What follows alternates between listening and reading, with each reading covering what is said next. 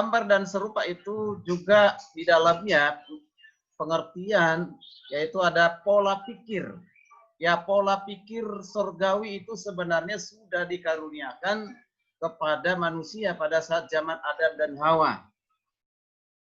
Pola pikir yang diberikan oleh Tuhan itu jangkauannya bukan jangkauan hanya ada di dunia atau jangkauannya buat dirinya sendiri, bahkan lingkungannya.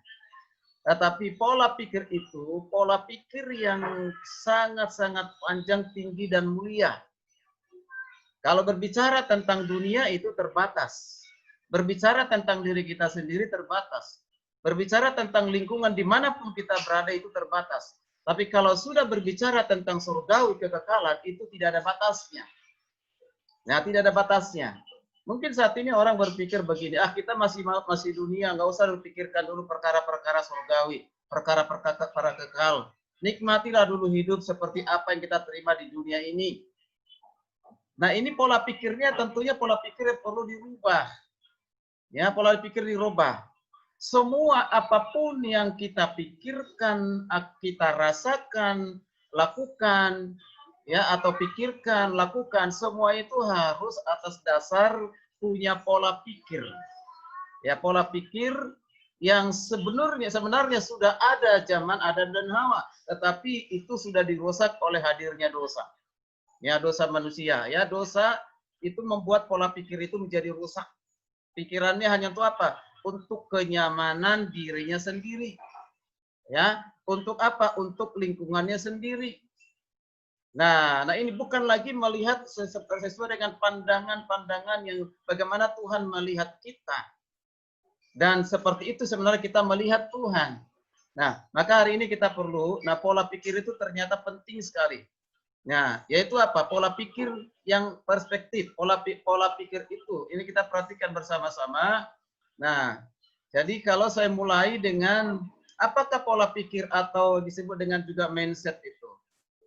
Nah, pola pikir atau mindset itu adalah kepercayaan yang mempengaruhi sikap kita. Nah, tadi sudah dijelaskan juga ini di materinya Ibu sekalian, yaitu sikap seseorang atau sekumpulan kepercayaan atau suatu cara berpikir yang menentukan perilaku kita dan pandangan sikap masa depan seseorang. Jadi bagaimana kita bisa memiliki masa depan yang cerah dan terjamin itu sebenarnya itu Tuhan kehendaki dan itu Tuhan sudah siapkan bagi setiap kita. Sudah Tuhan siapkan. Tapi mengapa banyak orang tidak mencapai hal itu? Ini karena apa? Tergantung kepada pola pikirnya. Karena pola pikir itu mempengaruhi sikapnya, kepercayaannya, dan juga perilakunya. Jadi Tuhan tidak pernah merencanakan kegagalan kepada orang. Tidak pernah. Ya, gagalnya seseorang itu lebih kepada dirinya sendiri. Ya, kepada dirinya sendiri. Bahkan jangan mempersalahkan orang lain. Apalagi mempersalahkan Tuhan. Ya, oke, itu nanti kita bisa perhatikan bersama-sama. Nah, pengertian pola pikir. Nah, masih dalam pengertian pola pikir, berpikir adalah suatu kegiatan mental yang melibatkan kinerja otak. Berarti otak ini yang hebat, yang luar biasa ini, yang Tuhan berikan kepada kita, Tuhan karuniakan kepada kita, ya tergantung kita bagaimana menggunakannya, bukan tergantung orang lain, bukan orang lain penggerak pikiran kita, tapi dari mana? Dari diri kita sendiri. Ya, jadi dia bekerja. Nah, seperti kalau katakan ada seorang profesor mengatakan sebenarnya otak kita ini melebihi dari komputer. Ya, melebihi dari apa yang sudah sering kita lihat, bisa menyimpan memori bukan hanya ribuan bahkan jutaan memori kita simpan di pikiran kita ini. Makanya apa yang kita simpan dalam pikiran kita, di dalam otak kita, itulah yang mempengaruhi apa? Yaitu mempengaruhi perasaan kita, tindakan kita, dan setiap kehidupan kita. Ya, apa yang kita pikirkan hari ini itu yang kita rasakan, apa yang kita rasakan itu yang kita lakukan. Jadi itu. Jadi melibatkan kinerja otak. Kemudian dalam berpikir setiap individu menggunakan pola pikir tertentu. Nah, jadi kita memikirkan sesuatu itu dengan tertentu, maka itulah yang akan menuntun kita. Kalau pola pikir kita terbiasa dengan orang malas, maka kita akan tidak pernah sukses. Kalau pola pikir kita ini adalah pola pikir yang terus-menerus ya kehilangan semangat karena persoalan masalah dalam hidup kita, itu terpola dalam kehidupan kita, maka kita tidak pernah bangkit. Ya. Nah, pola pikir adalah pola-pola dominan menjadi acuan utama seorang utama bertindak. Jadi setiap kita bertindak, pola pikir itu menjadi pola-pola yang dominan, ya dominan. Nah, makanya kenapa? Ya, kalau kita perhatikan ini saya kutip ya dari jenis-jenis pola pikir ini ya saya kutip. Ya, ini saya lihat begini. Pola pikir yang perkusionis, tidak berani mencoba sesuatu tidak kita kuasai dengan sangat sempurna. Nah, ini orang ada yang sifatnya perfeksionis, sempurna, ingin sempurna. Ya, sempurna. Tapi dia tidak mampu, merasa tidak apa-apa, takut untuk memulai. Ya, takut saya tidak mampu, saya tidak bisa gitu. Sehingga dia tidak akan pernah memulai. Nah ini sebenarnya kita perlu juga punya pola pikir perfeksionis lalu kita bisa mulai. Sekalipun mungkin ada pada saat mencoba itu kegagalan, tapi ingatlah dari kegagalan itu menuntun kita kepada kesuksesan dan keberhasilan. Ya. Nah, pola pikir yang pesimis, tidak mampu melihat atau peduli akan keberhasilan kita karena apa? Kita memilih untuk hanya melihat pada kalau tolong di mute yang lain kayak gini. Nah, kalau kita pernah gagal, itu jangan langsung menarik diri. Memang saya tidak sanggup di situ, saya tidak mampu di situ, saya tidak bisa di situ. Memang sudah nasib saya seperti ini, ya beginilah hidup gitu. Lalu tidak mau lagi memulainya. Ya, memulainya. Jika hari ini misalnya kalian mahasiswa-siswa punya nilainya hanya C gitu kan. Hari ini nilai C, evaluasi, jangan pesimis ya sudahlah memang sudah ditakdirkan saya memiliki nilai rendah gitu. Nah ini, nah jadi jangan sampai kegagalan itu membuat kita menjadi orang-orang yang pesimis. Tapi kegagalan itu kita harus berpikir ini awal dari keberhasilan, maka saya perlu evaluasi diri saya. Ini tergantung pola pikir, ya. Kemudian pola pikir bergantung kepada orang lain. Nah ini bahaya sekali. Merasa takut kehilangan hubungan yang baik, telah lama dibina, sangat merasa tidak aman jika tidak bergantung kepada orang lain. Nah ini orang yang mudah diombang-ambingkan dan tidak punya prinsip hidup. Ya, nah dia tergantung kepada orang lain, tergantung kepada pacarnya, tergantung kepada orang tuanya. Ya, orang tua bisa memberikan saran, masukan, teman bisa berikan saran dan masukan. Boleh, mari terima yang baiknya, tetapi jangan membangun prinsip atas dasar orang lain. Tapi bangunlah prinsip berpola berpikir itu bergantung kepada kemampuan yang Tuhan karuniakan kepada kita. Kalau enggak, saudara tidak nyaman. Ini sering kita perhatikan di kalangan mahasiswa atau anak didik kita ya. Ya, selalu kata siapa, kata ini kan begini Pak, kata si itu kan begini, kata ini begini kan gitu. Nah ini repot kalau sudah seperti ini, ya kan? Ya, jadi jangan bangun pola pikirmu atas dasar pacarmu gitu loh ya. Kamu punya prinsip sendiri, ya gitu ya, atau ke orang lain. Jangan bergantung. Oke, kita mulai dengan suatu firman Tuhan. Hidup dalam perspektif kekekalan itu maksudnya apa dikatakan oleh Rasul Paulus kepada jemaat di Korintus ya. Dikatakan demikian. Sebab kami tidak memperhatikan yang kelihatan, melainkan yang tak kelihatan. Karena yang kelihatan adalah sementara, sedangkan yang kelihatan adalah kekal. Oke. Nah ini berarti memperhatikan. Ketika kita memperhatikan sesuatu, tentu itu menggunakan namanya pikiran. Menggunakan pola pikir. Pola pikir, cara pandang, atau dengan perspektif itu cara pandang kita. Itu diawali dari cara kita berpikir, ya, cara kita berpikir. Nah ini, coba kita perhatikan apa yang dikatakan oleh Rasul Paulus ini, ya. Nah di sini, jadi dalam kehidupan ini kita dihadapkan pada dua sisi pilihan, ya. Pilihan itu apa? Yaitu mengarahkan perspektif atau pandangan pola pikir kita kepada kekekalan atau kepada yang sementara. Ya, sekali lagi, pola pikir kita arahkan kepada kekekalan atau kepada yang sementara. Kecenderungan orang itu kepada yang sementara. Sementara itu yang ada di dunia ini. Misalnya contoh ya, dikatakan yang tidak kelihatan dan yang kelihatan. Apa itu yang kelihatan yang di depan mata kita? Perkara-perkara materi, perkara-perkara dunia. Ya, yang dikatakan yang tidak kelihatan, yang tidak kelihatan. Apa yang tidak dia lihat ini abstrak tetapi jelas ada. Yaitu apa? Ya perkara-perkara rohani yang Tuhan sediakan bagi kita. Tuhan kita tidak bisa lihat karena dia adalah roh, tapi dia adalah nyata dan ada. Ya, tidak kelihatan. Surga itu tidak kelihatan. Kehidupan kekal itu tidak kelihatan. Masa depan kita pada saat ini belum kelihatan. Nah, kemudian hal batinia atau lahiria, mana yang kita pikirkan lebih bersifat kebatinianya atau hal yang sifatnya lahirianya? Kecenderungan orang lahiria, bagaimana aku bisa cantik, bagaimana aku bisa rapi, bagaimana aku bisa ganteng, bagaimana aku bisa sehat, itu tidak salah, boleh-boleh saja. Tetapi apakah itu yang menjadi pola kita, pola utamanya itu, pola pikirnya itu? Ya, sehingga kurang memperhatikan yang sifatnya batiniahnya. Ya, kebutuhan dari batiniahnya tidak diperhatikan. Ya. Nah, ini. Nah, kemudian perkara-perkara rohani, ya, perkara-perkara duniawi.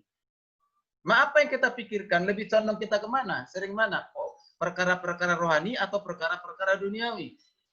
Kalau semua kita punya perkara-perkara rohani, sebenarnya aman dan nyaman dan enak bertemu dengan satu sama lainnya. Seperti tadi yang bisa disampaikan oleh Ibu Sherlyn-nya. Ya, ya kalau ada pun konflik, ada pun persoalan, masalah mudah diselesaikan. Mengapa? Karena lebih memikirkan perkara rohani bukan perkara duniawi. Ya. Nah, kemudian semua itu pilihan. Kita mau pilih yang mana? Kekekalan atau sifatnya sementara? Atau dua-duanya, Pak, yang sementara, tetapi juga kekekalan. Mana yang prioritas? Mana yang utama? Nah, tetapi setiap keputusan pilihan kita akan menentukan kualitas kita ini berkenan kepada Tuhan atau tidak. Ya, apakah yang kita pikirkan itu yang bersifat kekekalan atau hanya dunia ini? Nah, ini ya. Jadi tergantung kepada pola pikir kita. Pola pikir surgawi, pola pikir duniawi yang sementara sifatnya atau pola pikir yang kekal, yang kekal. Oke. Nah, kemudian perspektif berpikir akan menentukan kualitas hidup kerohanian kita. Bagaimana kita berpikir, ya, itu akan menentukan kualitas hidup kerohanian kita. Kalau perspektif berpikir kita fokus pada kekekalan, maka kerohanian kita akan bertumbuh dan hidup menurut kehendak Tuhan. Itu udah pasti. Udah pasti. Kalau pola pikir kita yang sudah percaya terima Yesus ini sebagai Tuhan dan Juru Selamat, ya dikembalikan gambar dan rupa Allah itu yang sudah rusak itu karena dosa, dikembalikan oleh Kristus, maka kita sudah memiliki perspektif berpikir yang berbeda dengan orang-orang lain yang tidak percaya. Jadi itu, fokus kita udah kekekalan. Berarti kekekalan dalam arti tidak bisa dibandingkan dinilai dengan apapun itu. Karena itu nilai tertinggi. Ya, nilai tertinggi. Makanya saya sering katakan begini, ketika engkau berpikir hanya dirimu sendiri, berarti engkau sangat dangkal ya melihat dunia ini. Melihat keadaan dirimu saja itu berarti dangkal. Tapi kalau ketika melihat dalam kekekalan, berarti kita melihat sesuatu yang sangat panjang persoalan masalahnya, ya. Oke. Dan itu pun membuat kita menjadi apa? Kerohanian kita bertumbuh, hidup kita menurut kehendak Tuhan. Ya, Tuhan menghendaki supaya kita ini memiliki pola pikir seperti pola pikir yang dimiliki oleh Kristus, karakter Kristus. Jadi dari berpikir itu adalah sama dengan tadi dikatakan karakter, yaitu karakter Kristus. Dalam karakter itu ada cara berpikir kita, ya, yang diubahkan. Oke. Tapi sebaliknya, kalau kita memiliki perspektif berpikir hanya fokus pada apa yang kita lihat dan sementara, maka kerohanian kita tidak akan mungkin bertumbuh. Jadi betul tadi itu sampaikan Ibu Sherlyn itu kan. Nah, kalau ada sesuatu yang kita hanya berbuara kepada pikiran diri kita sendiri dan tidak mau mengampuni orang lain, ya kan, hanya untuk nyaman, ya kan, tidak mau mengampuni orang yang bersalah, melakukan pernah mengecewakan kita, lalu kita simpan. Nah, ini kita berarti pola pikirnya masih pola pikir duniawi. Dan karena orang-orang lain lakukan seperti itu. Tapi kalau orang punya pola pikir rohani, ya, itu akan mudah untuk mengampuni, bukan saja memaafkan, melupakan, tapi mengampuni dengan sempurna. Merasa nyaman ketemu dengan orang yang pernah mengecewakan. Tidak mudah, tetapi mudah bagi orang yang mau, ya, memiliki pola pikir Kristus, ya. Jadi itu. Jadi orang yang hanya berpikir kepada pola pikir duniawi diri sendiri, rohaninya pasti tidak bertumbuh. Begitu-gitu aja. Makanya kita nggak heran. Orang itu kalau udah sekolah Alkitab, udah semester 3, udah semester 5, ya kan? Nah, tapi pola pikirnya kok begitu aja, duniawi aja, cara berpacarannya pun duniawi aja. Ya kan gitu. Ya, kalau pacaran rasanya kalau tidak ciuman gitu, kayaknya nggak serak gitu kan. Kayaknya nggak benar gitu kan. Harus lakukan itu. Nah, ini pola pikir yang tidak rohani. Itu belum saatnya engkau melakukan hal demikian. Ya, ya, kalau kau punya pola pikir rohani, engkau akan memelihara hidup dalam kekudusan.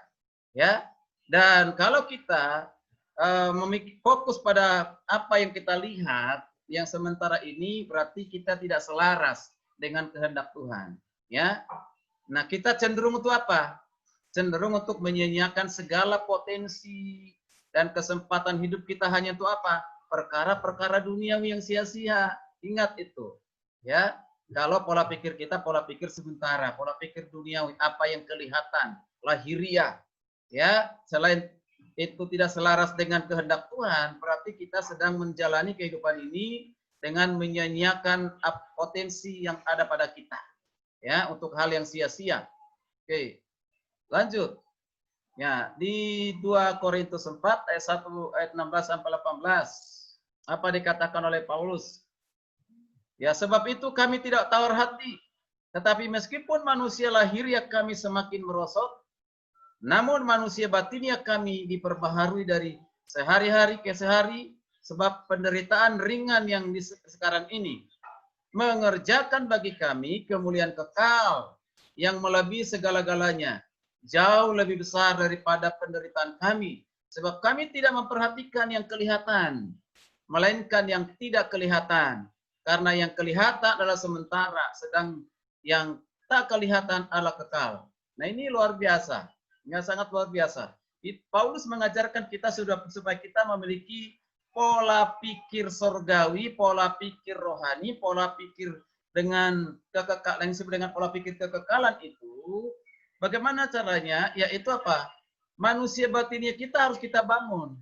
Harus diperbaharui secara terus-menerus, setiap hari. Ya, tentu dengan apa? Dengan firman tadi sampaikan, itu yang terutama. Kemudian kita mengerjakan apapun yang kita kerjakan, entah itu kita studi, entah itu kita kerja, entah itu kita kerja praktis dan lain semua. Kita lakukan itu, kita kerjakan itu untuk kemuliaan Tuhan. Ya. Oke, nah ini penting. Jangan kita kerjakan itu karena apa? Supaya dilihat, lalu dipuji. Maka saya buat di status Facebook saya bilang gini, sebenarnya yang menentukan siapa kita bukan ketika dilihat orang lain, tapi ketika tidak ada orang lain melihat kita. Itulah kehidupan kita. Ya kan? Nah, kualitas hidup kita itu orang lain lihat dari setiap tindakan kita, bukan apa yang kita katakan. Tadi Ibu Sarlin sudah sampaikan seperti itu ya. Oke, nah, jadi ini penting sekali. Maka coba kita perhatikan dari ayat firman Tuhan ini, di sini Paulus katakan apa tadi? Bahwa segala sesuatu yang kelihatan adalah sementara. Bahkan ketika kita mati, tubuh kita yang terdiri dari darah dan daging akhirnya akan kembali menjadi tanah. Kita mungkin mau berdoa supaya umur kita 100 tahun, bahkan 1000 tahun. Boleh saja. Tetapi ingat, umur manusia itu terbatas. 60, bahkan masih muda sudah tinggalkan dunia ini. Ya kan? Sudah jarang umur yang di atas 100 tahun. Kita akan kembali menjadi tanah. Tapi sebelum itu terjadi, apa yang kita kerjakan, apa yang kita lakukan? Fokusnya kepada yang sementara, yang membangun hanya kepada tubuh kita, diri kita sendiri, atau yang bermanfaat kepada orang lain sehingga membawa kekekalan. Ya, nah ini. Nah kalau hidup kita ini jadi terbatas. Jadi hidup kita ini terbatas. Makanya ada pujian itu. Tadi katakan apa? Ya, masih ada kesempatan. Ya, kalau masih ada kesempatan melayani Tuhan. Itu ya, memberikan yang terbaik bagi Tuhan. Oke. Nah, kalau hidup kita fokus pada hal-hal yang jasmani, hanya pada kenikmatan sesaat, maka hidup kita akan sebentar dan lenyap.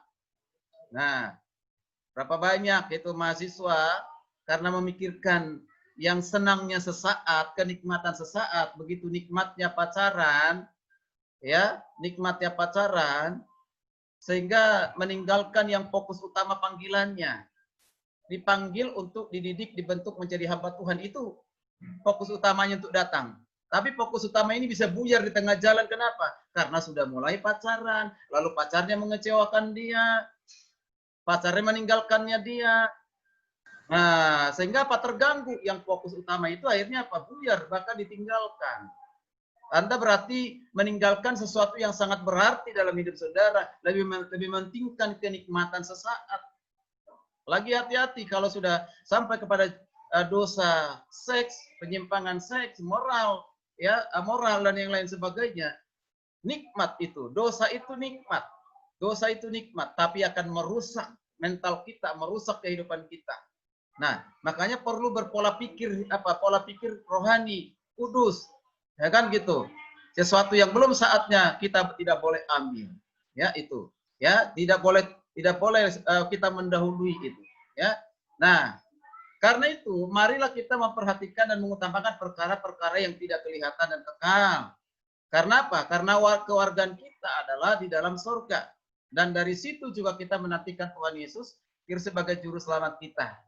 Di dalam menanti kedatangan Kristus yang kedua kali sebagai warga kerajaan surga, apa yang kita kerjakan, apa yang kita lakukan, bagaimana kita berpikir, bagaimana kita berbuat, itu ya yang menjadi fokus kita, ya. Nah, lalu lanjut Filipi 3 ayat 20, apa dikatakan oleh Paulus tadi juga dikutip oleh hambanya. Nah, kita ini bukan dari dunia, sekalipun kita ada di dunia. Kalau kita ini sadar, menyadari bahwa kita ini bukan dari dunia, melainkan kita ini warga kerajaan sorga yang sudah dipilih Tuhan, ditetapkan hidup di dunia ini, maka pola pikir kita bukan berarti seperti dunia atau orang-orang di sekeliling kita. Ya, itu dikatakan oleh Rasul Paulus. Tuhan dikatakan nih, kita ini lahir ke dunia untuk masuk tujuan yang telah Tuhan tetapkan. Ada ketetapan yang Tuhan sudah buat bagi kita, bahkan sebelum dunia diciptakan sudah Tuhan tetapkan itu, yaitu panggilan surgawi. Ya, panggilan surgawi. Nah, kewargaan kita adalah kewargaan kerajaan surga. Karena itu, sejatinya kita juga mengemban visi dan menjalankan misi kerajaan. Namanya kita masuk dalam kerajaan surga ataupun menjadi warga kerajaan surga, berarti kita harus mengikuti pola pikir surga. Pola pikir surga itu berarti pola pikir siapa rajanya, yaitu adalah Yesus sendiri. Nah, Yesus sendiri pola pikir sebagai raja, sebagai pemimpin, ya, itu sangat berbeda dengan dunia, jauh sekali berbeda dengan dunia. Maka yang kita lihat dari sini adalah apa yang Tuhan taruh visi misi di dalam kehidupan kita, itu pastikan adalah sesuatu yang harus kita kerjakan, kita lakukan. Karena apa? Itu adalah misi kerajaan. Ya. Jadi sekali lagi pola pikir kita juga bukan pola pikir duniawi. Nah, perspektif kita juga bukan kepada hal-hal yang lahiriah, yang bersifat sementara, melainkan perspektif ilahi dan kekekalan. Kemudian, ya, orang yang punya perspektif kekekalan akan membawa kita kepada apa? Kesadaran dan berpikir. Bukan lagi nanti bagaimana. Dikatakan nanti bagaimana. Bukan bagaimana nanti. Sekali bagaimana nanti aja deh. Gitu kan? Terserah deh, nanti aja, bagaimana nanti saja. Gitu. Karena seringkali orang seperti itu kan. Udah terserah nantinya aja. Nah, bagaimana nantinya aja. Nah, ini makanya kita tidak pernah melangkah dengan baik dan tidak pernah berjalan dalam hidup ini menunjukkan suatu dampak. Ya bagaimana nantinya saja. Kalau mau gagal, gagal. Kalau mau sukses, sukses. Kalau memang seperti itu, kalau nilainya rendah, ya udahlah. Bagaimana nantinya aja. Tidak juga orang yang punya nilai A sukses, berhasil, ya kan? Nah ini nih. Bagaimana nanti? Kalau saya pun rendah nilainya, bagaimana nanti? Kalau saya sudah selesai, pasti juga dapat pekerjaan yang baik. Itu buktinya banyak nilai C kok, tapi bisa pekerjaannya. Nah ini tidak boleh ada pada kita. Tapi nanti bagaimana? Nantinya bagaimana? Itu harus diubah. Ya, nantinya bagaimana? Kalau saya melihat ke depan, apa yang saya lakukan titik nol, ya kan? Langkah pertama itu apa yang saya buat, saya kerjakan, menentukan. Maka saya katakan, apa yang kita pikirkan hari ini, itu akan menentukan apa yang akan kita kerjakan, kita lakukan masa depan. Itu. Mulai dari titik nol itu. Ya. Jadi disitulah bagaimana aku melakukannya. Sesuatu yang nanti jangka panjang, bagaimana mulai startnya, awalnya. Ya. Nah itu sangat menentukan. Oke. Jadi akan berusaha untuk selalu memahami segala sesuatu dari perspektif ilahi dan melakukan kehendak Tuhan. Dan akan sangat mempengaruhi seluruh aspek kehidupan kita. Oke, jadi itu penting sekali untuk diperhatikan. Kemudian Tuhan menghendaki agar di hari-hari yang sedang berakhir ini kita lebih sungguh-sungguh lagi memperhatikan perkara-perkara yang tidak kelihatan dan kekal dalam hidup kita. Nah ini di masa-masa kesulitan sekarang ini, ya, masa pandemi, banyak PHK, demonstrasi di mana-mana. Yang diperjuangkan demonstrasi itu baik, tetapi itu perkara-perkara duniawi. Ya. Nah, kita tidak mau terseret dalam pemikiran-pikiran seperti itu. Tentu kita berbeda, ya. Jadi bukan lagi hanya memperhatikan hal-hal yang sifatnya kelihatan, tapi sifatnya yang tidak kelihatan, ya. Bukan lagi yang sementara. Oke. Kemudian utamakan perkara-perkara ke depan yang Tuhan sudah rancangkan dalam hidup kita. Tuhan punya rencana, yaitu apa? Supaya kita serupa dengan gambar anaknya, Yesus Kristus, dan kita akan memerintah bersama Tuhan. Yesus dalam pemerintahannya, kerajaannya, milenial selama 1000 tahun dan seterusnya. Dalam Yerusalem yang baru sebelum kita ke sana, ya kita gambaran itu dikembalikan oleh Kristus, tentunya itu tergantung kepada ketaatan kita untuk merubahnya. Karakter itu bisa dirubah. Mau karakter seperti apapun bisa dirubah. Hanya kitanya yang tidak mau berubah, ya, tidak mau berubah. Oke. Nah, saya agak percepat karena ini waktu. Apa akibatnya kalau kita tidak memiliki perspektif kekekalan? Apa akibatnya? Akibatnya, orang yang tidak mau berpikir dengan perspektif kekekalan tidak akan bisa membedakan mana yang dari Tuhan dan mana bukan dari Tuhan. Itu udah pasti. Ya, dan tidak akan memiliki pandangan yang jauh ke depan. Ketek gitu, dangkal gitu kan. Hanya melihat dirinya sendiri. Aku hari ini ditinggal pacar, aku hari ini menangis, aku hari ini kecewa. Hanya hari ini tidak melihat ke depan. Ini pola pikir yang sangat pendek, tidak mampu berpikir dan bersikap bijaksana. Oke. Nah, apa dikatakan Roma 12 ayat 2? Roma 12 ayat 2. Janganlah kamu menjadi tetapi berubahlah oleh pembaharuan budimu, sehingga kamu dapat membedakan manakah kehendak Allah, apa yang baik, yang berkenan kepada Allah dan yang sempurna.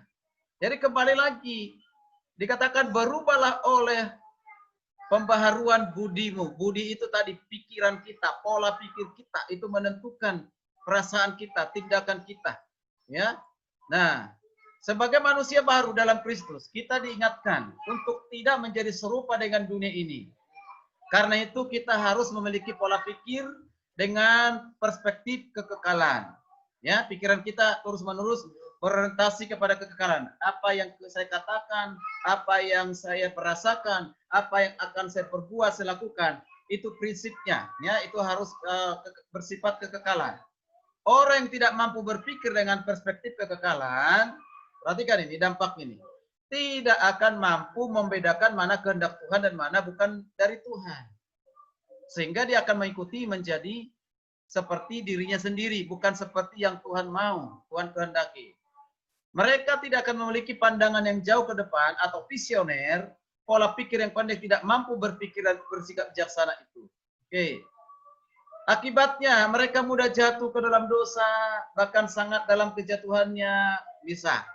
Ya, kalau pikirannya pendek, hanya duniawi, dirinya sendiri, dia akan menikmati hidup dalam dosa dan terus-menerus akan jatuh dalam dosa. Maka kalau mau bangkit itu harus ya pola pikir Kristus, pola pikir apa yang suci, apa yang kudus, itulah yang harus kita pikirkan dan kita lakukan. Mereka cenderung hidup dalam kenajisan dan tidak takut akan Tuhan. Mengapa banyak mahasiswa teologi gagal di tengah jalan dalam pergaulan, dalam pacaran? Yaitu tadi yang disebutkan tadi, gagal memelihara hidup di dalam kekudusan. Ini berhubungan dengan karakter, berhubungan dengan pola pikirnya. Ya, ya. Jika mereka tidak memiliki prioritas hidup yang benar, hidup sekedar hidup dan cenderung meremehkan firman Tuhan. Nah, ini hati-hati. Ya, hati-hati. Firman Tuhan itu bukan hanya untuk dipelajari, bukan hanya untuk dimengerti. Tidak ada artinya itu kalau kita tidak melakukannya, sama saja kita sedang meremehkannya. Atau kita tidak tertarik lagi untuk mendengar hal-hal yang sifatnya rohani, doa, firman. Sekolah teologi nggak suka doa, nggak suka firman. Nah ini bagaimana pola pikir kita mau diubah, ya?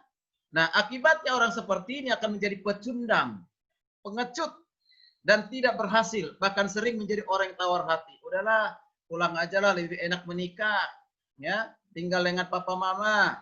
Di sana kan ada hartanya, ya kan, itu aja dikelola, ya, jadi perkebunan daripada di sini susah, ya serama makannya tempe tahu tidak berubah, ya kan gitu ya.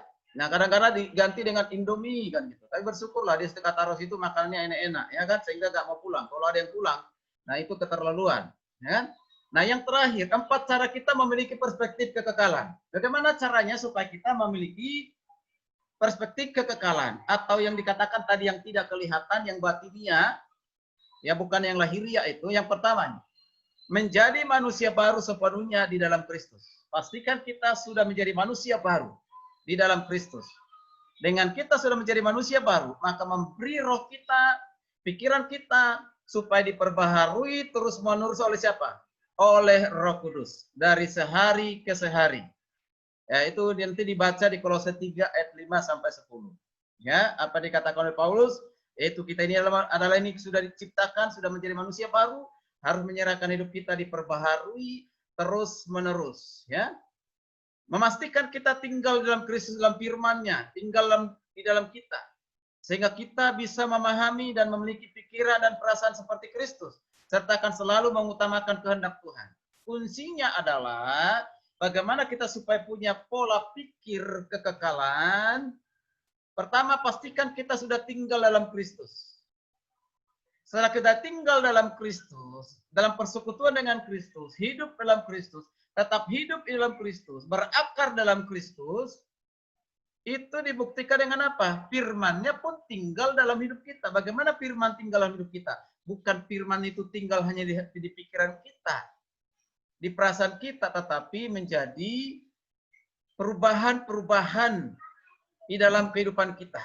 Ya, maka pola pikir yang baik, yang surgawi itu tidak ada cara lain, dibangun oleh firman Tuhan. Karena itu bangunlah hidupmu tiap hari ya dengan firman Tuhan, maka pola pikirmu pun akan diubah. Perasaanmu pun akan diubah. Karena perasaan itu suka berubah-ubah. Perasaan hari ini bisa senang, bisa sukacita, besok belum tentu seperti itu. Ketika kita menghadapi persoalan, masalah, kekecewaan oleh orang lain, bisa berubah.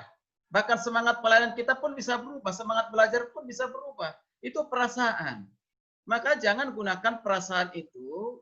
Perasaan itu dibangun atas dasar perasaan dirimu sendiri, tapi perasaan yang dibangun atas dasar kebenaran firman. Atas dasar perasaan yang ada dalam Kristus. Nah gitu. Nah ini. Nah, ada hal penting lagi, selalu utamakan kehendak Tuhan. Ya. Lalu yang ketiga. Nah, yang ketiga, meminta kepada Bapa agar kita penuhi Roh Kudus, dipenuhi Roh Kudus dengan segala hikmatnya dan bisa menemukan visi yang dari Tuhan. Efesus 5:18, hendaklah kamu dipenuhi Roh Kudus.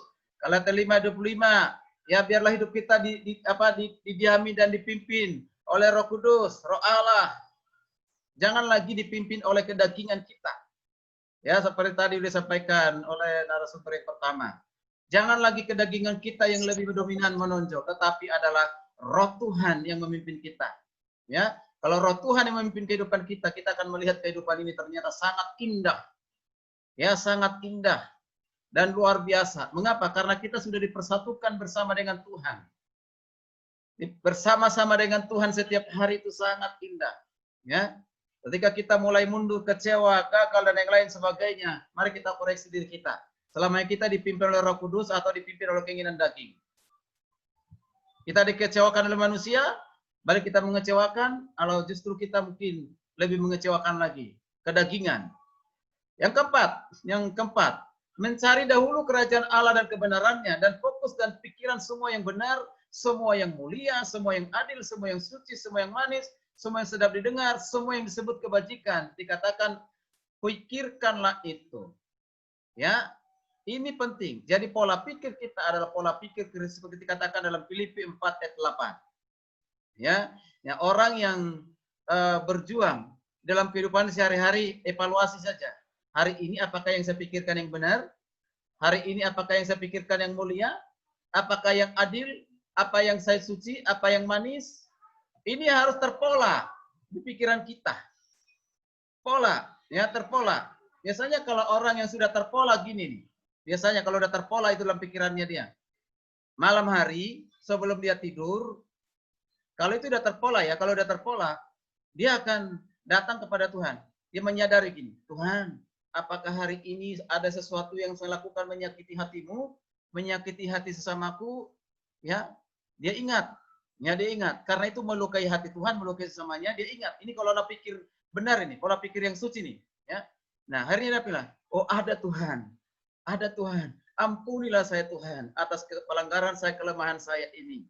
Saya sudah gagal hidup dalam kesucian, dalam kekudusan. Nah, itu pola pikir.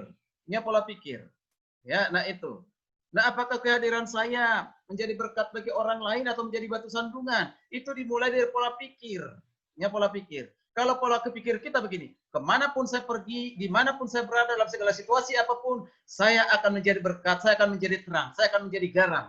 Mulai dengan pikiran saya, dengan perasaan saya, dengan tindakan saya. Begitu. Itu terpola. Kalau udah terpola, sudah mudah kita diterima oleh siapapun. Ya, sudah mudah kita diterima oleh siapapun. Nah ini, oke sebagai penutup, ya, sebagai penutup, ya kiranya kita semua menyadari bahwa karakter yang sudah disampaikan tadi oleh Ibu Sherlyn, nah dan juga perspektif kekekalan yang terpenting di mata Tuhan. Ini karakter, perspektif dan kekekalan itu yang terpenting di mata Tuhan. Ya, ketika engkau mau membangun dirimu atas dasar pendidikan yang lebih tinggi dan yang lebih baik, bagus, baik gitu. Tapi tidak ada gunanya kalau tidak punya karakter, tidak punya perspektif kekekalan. Ya, jadi jangan lagi bersifat sementara. S1, S2, S3, S-teler, profesor itu di dunia ini sementara. Itu penting nggak? Penting, tapi itu sementara. Saya bilang kesementaraan itu yang kita prioritaskan adalah karakter ilahi, perspektif kekekalan. Maka Amsal 3 ayat 6 dikatakan apa? Akuilah dia dalam segala lakumu, maka ia akan meluruskan jalanmu. Artinya apa? Akuilah dia artinya hidup taat total, totalitas hidup kita taat kepada Tuhan, setia kepadanya setiap saat.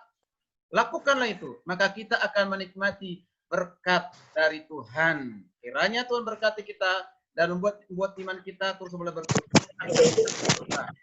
Ya, karakter yang benar. Puji nama Tuhan. Diserahkan kembali.